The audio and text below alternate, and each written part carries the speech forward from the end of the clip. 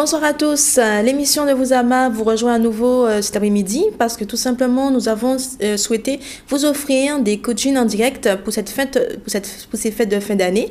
Donc n'hésitez pas à nous appeler au numéro que vous voyez donc affiché à l'écran pour que vous puissiez vous faire coacher gratuitement, enfin sans frais, et bien sûr commencer à établir les premières étapes pour le coaching qui concerne en tout cas la clarification du moment présent, qui est très important en tout cas pour cette première phase en tout cas de processus pour le coaching. Donc il y en a beaucoup qui ne savent pas véritablement ce que c'est que le coaching. Tentez, essayez, appelez-nous si vous avez un projet, vous avez un problème à résoudre, tentez l'antenne, vraiment donnez-nous un nom qu'on ne connaît pas, un nom anonyme comme vous voulez, mais en tout cas tentez cette expérience puisque je vous assure que même avant d'être coach moi-même, je me suis fait coacher et c'est quelque chose de très attractif, très intéressant et surtout très constructif pour soi, pardon. Donc, n'hésitez pas. Donc, bien sûr, nous sommes sur le thème particulièrement pour cette fin d'année de la partie professionnelle, le coaching professionnel, cette partie embauche, de cette présentation, en tout cas du candidat et de son curriculum vitae. Donc, vous verrez, bien sûr. Oui, bonsoir. Bonsoir. Bonsoir. Donc, voilà. Bonsoir. Donc, oui, bonsoir. Oui. Oui. Bonsoir. Alors. Je t'appelle pour avoir un rendez-vous pour l'émission. Vous voulez prendre un rendez-vous pour le coaching? Oui. D'accord. Vous ne souhaitez pas vous faire coacher à l'antenne? Oui, c'est possible à l'antenne, si vous voulez. D'accord. Alors, est-ce que vous avez un problème ou vous avez un projet à exposer aujourd'hui? J'ai un projet que pouvoir avoir pour travailler. D'accord. Donc, tu recherches un emploi? Oui, voilà. D'accord. Est-ce que tu peux me donner un nom te concernant? Est-ce que tu peux me donner ton prénom? Allô? Ah, bon. Alors, j'espère en tout cas qu'il va reprendre contact avec nous. Donc, comme je vous expliquais, nous sommes dans cette partie professionnelle, donc tout ce qui concerne l'embauche. Donc, nous sommes dans l'angle aussi donc, du candidat, l'angle du recruteur, mais aussi l'angle de l'employeur qui demande au recruteur aussi, bien sûr, de recruter ce candidat. Donc, n'hésitez pas, appelez, vraiment, faites-vous coacher, prenez plaisir à vous faire coacher aujourd'hui. Je vous dis, c'est vraiment très constructif pour soi. Alors, bien sûr, je vais reprendre un peu ces émissions que vous allez certainement voir et revoir pour ces fêtes de fin d'année. Vraiment, restez connectés Canal 10 puisque je vous ai vraiment offert de très belles émissions pour ce qui concerne cette partie recherche d'emploi. N'hésitez pas vraiment à rester sur Canal 10 cet après-midi et bien sûr les jours suivants. Donc, concernant la partie curriculum vitae, je vais vraiment faire un récapitulatif assez bref. Il faut prendre conscience que vous avez plusieurs facettes. C'est très souvent comme ça. Je prends mon exemple, je prends mon expérience personnelle. J'ai d'abord commencé, bien sûr, en étant téléprospectrice. Ensuite, j'ai fait de la vente. Ensuite, j'ai été conseillère commerciale. J'ai été aussi agent commercial. Au fur et à mesure, donc j'ai fait du management aussi. Vous avez beaucoup de facettes. Aujourd'hui, vous êtes sans emploi. Et il vous faut un emploi. Donc, vous allez tout simplement mettre tous les atouts, faire tout ce qu'il faut pour que vous puissiez obtenir cet emploi. Vous allez donc, certainement, en tout cas pour ce qui me concerne, je vais donc faire 3 CV différents. Je ne vais pas mettre sur un seul CV les 3 postes. Je ferai 3 CV différents que je vais donc préparer pour, en cas bien sûr, de proposition. Si il s'agit donc de cette partie management, donc c'est cette partie en tout cas sur laquelle je me suis arrêtée, c'est ma dernière qualification, une dernière compétence. Je mettrai donc sur le CV management comportemental ou management de projet. Je mets management comportemental et projet. À ce moment-là, il est très important bien sûr de le mettre en avant et bien sûr de mettre votre identité en gras pour qu'on puisse surtout dire que voilà, ce CV appartient à un tel et surtout c'est d'un tel que ça va parler. Donc, vous mettez votre prénom et votre nom bien distingué. Juste en bas, vous allez mettre aussi avec une police légèrement plus basse en tout cas le poste que vous recherchez. et votre profil dans votre posture professionnelle. Et suite à cela, juste en bas, il est très important de le mettre vraiment dans le titre, dans cette partie, en tout cas, présentation de votre personne. Il faut absolument que vous mettez ce que vous considérez de vous. Donc, vous allez parler de vous. Vous allez mettre, bien sûr, 3 éléments clés qui vous représentent vous, 3 éléments particuliers qui peuvent vous définir. Et ça arrive très souvent dans cette partie embauche, lorsque certaines personnes viennent se faire consulter pour rechercher des emplois, il y a ce hic. Et ce hic est véritable et en réalité, c'est tout le problème, justement, c'est que vous ne vous connaissez pas.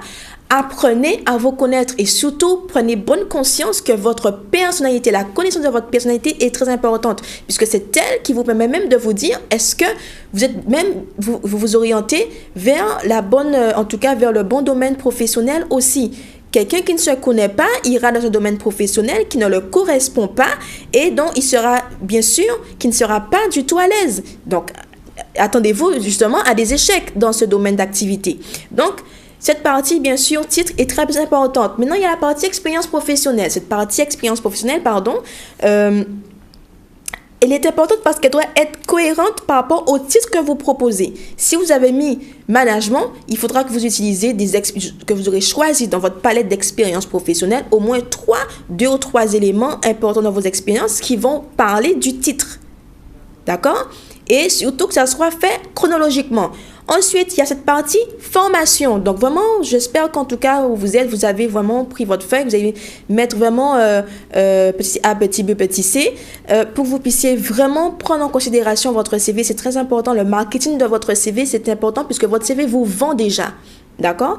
Donc, cette partie formation, toujours 3 éléments très importants et qui impactent surtout par rapport au titre que vous aurez choisi. Si c'est le management, choisissez de mettre les formations qui correspondent au titre que vous avez choisi. N'allez pas mettre vendeuse, je ne sais pas, formation d'hôtellerie pour le management forcément. Oui, bonsoir. Allô? Bonsoir. Oh. Oui? Oui, bonjour. Oui, donc c'est à nouveau la même personne, je suppose. Oui. Alors, non, c'est quelqu'un d'autre, hein? Ah, pardon. D'accord. Oui. Quel est le prénom? Non. Pardon?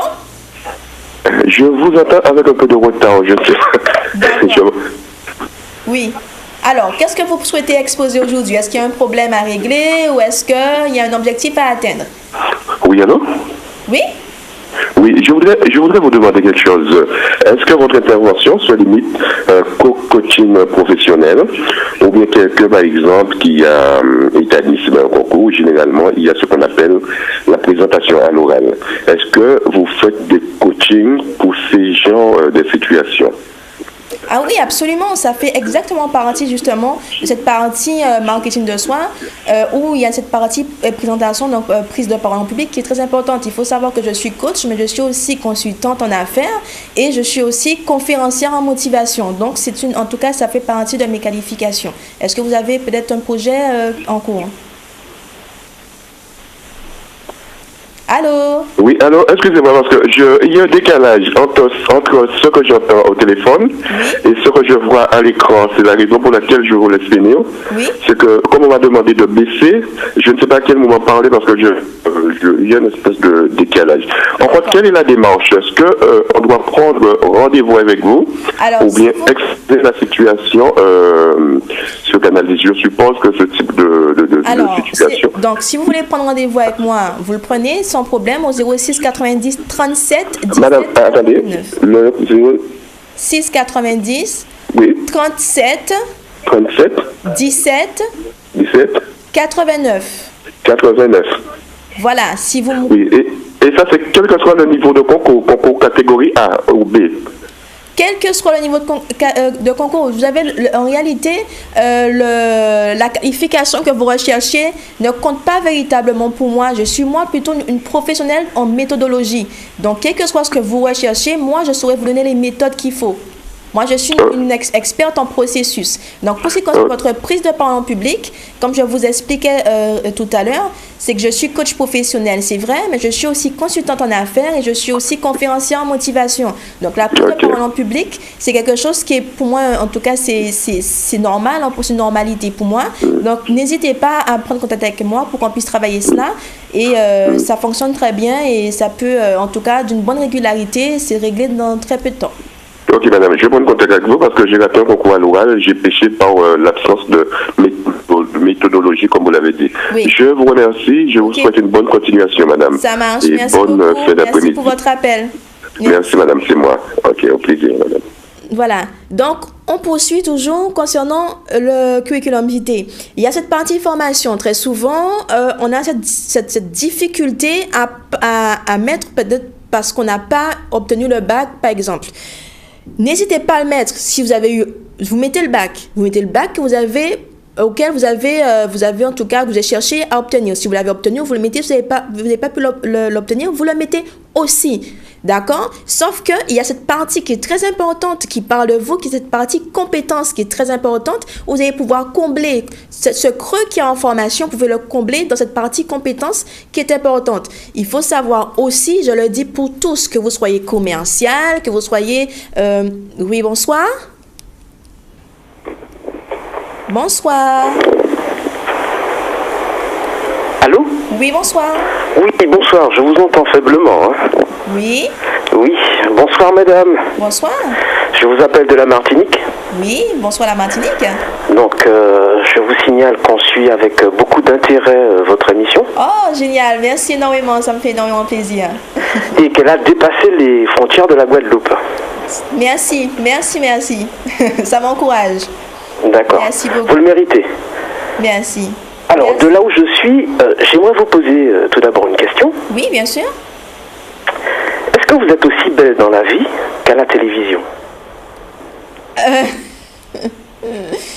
Je pense que oui, mais est-ce que vous avez peut-être... Bon, ben ça arrive, hein. Bon, c'est la partie gag, c'est la fête de fin d'année, donc on le prend très bien et bien sûr, c'est toujours valorisant en tout cas de l'entendre. Ça me fait en tout cas plaisir de savoir que la Martinique nous écoute. Vraiment, ça me fait énormément plaisir. Alors, on continue toujours, je sais plus ce que je disais, c'est la partie compétences.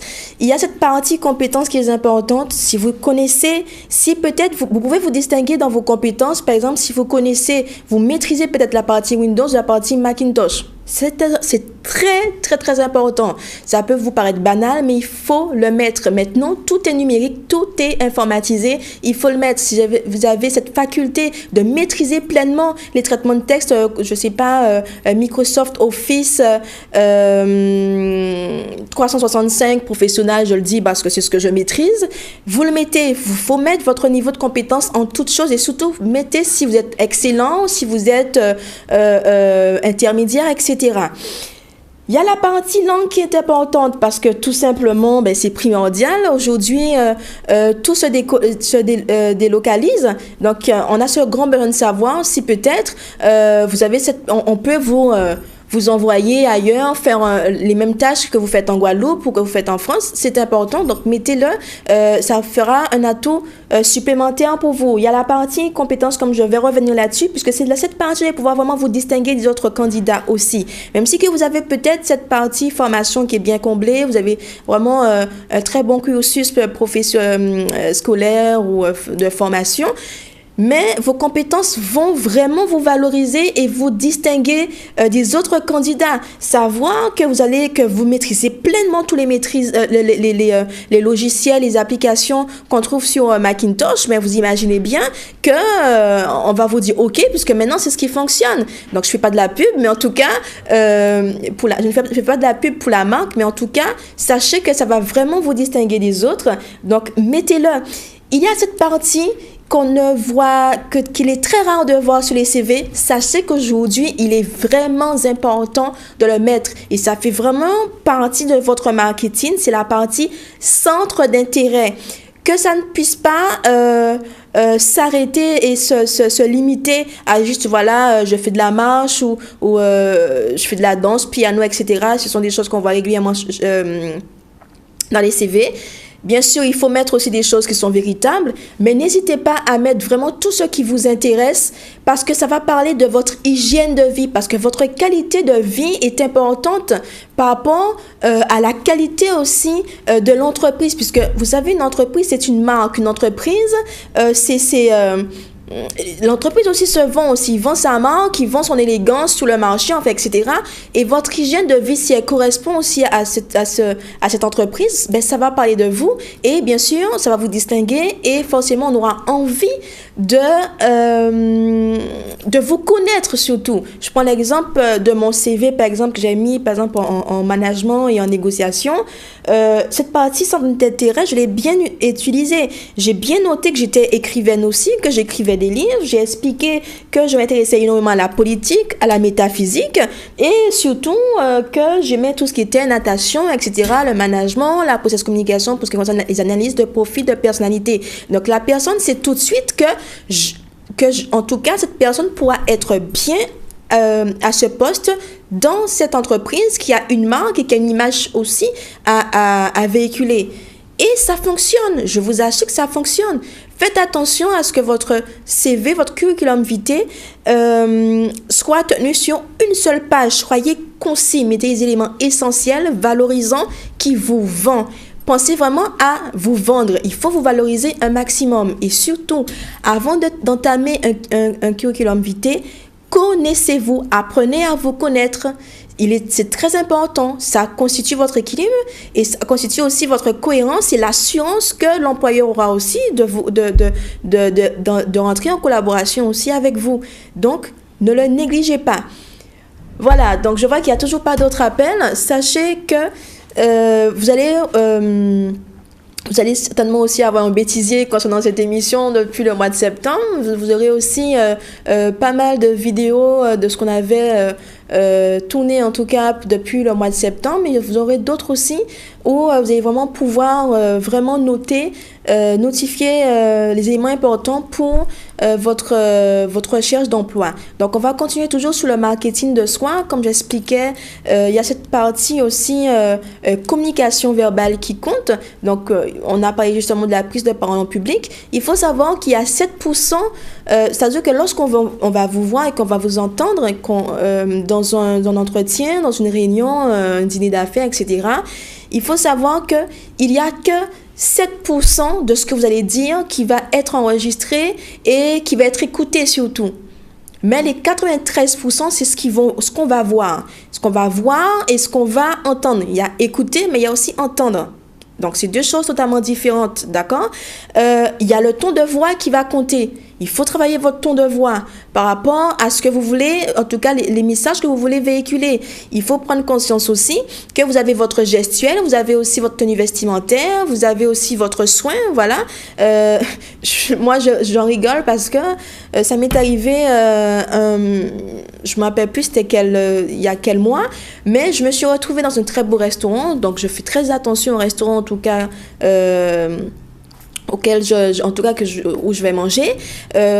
Généralement, quand je vais au restaurant, c'est vraiment pour que je puisse avoir un moment privilégié. Donc, quand je choisis mon restaurant, je fonctionne aussi par rapport au cadre, aussi à la qualité de la nourriture, etc. Et je regarde aussi l'aspect, en tout cas la tenue des vendeurs très rapidement. Donc, c'est un tout, en fait, qui est jugé. Mais il m'est arrivé, donc bien sûr, en tout cas, tous les éléments étaient importants ce jour-là, sauf que, arrivé finalement à ce restaurant, je sors du travail, je suis épuisée, il est 21h, pardon. J'ai envie de me faire une pause détente et devant un très bon plat. Mais qu'est-ce qui se passe? C'est que je me retrouve finalement face à une serveuse qui a été, mais pour moi, ça a été un clou de girofle dans un riz haricots rouges. Je ne sais pas si vous pouvez prendre conscience de ce que c'est, mais vraiment un clou de girofle que j'ai pu mâcher. Donc, je suis tombée vraiment sur un clou de girofle. Pourquoi est-ce que je le dis? Je ne suis pas...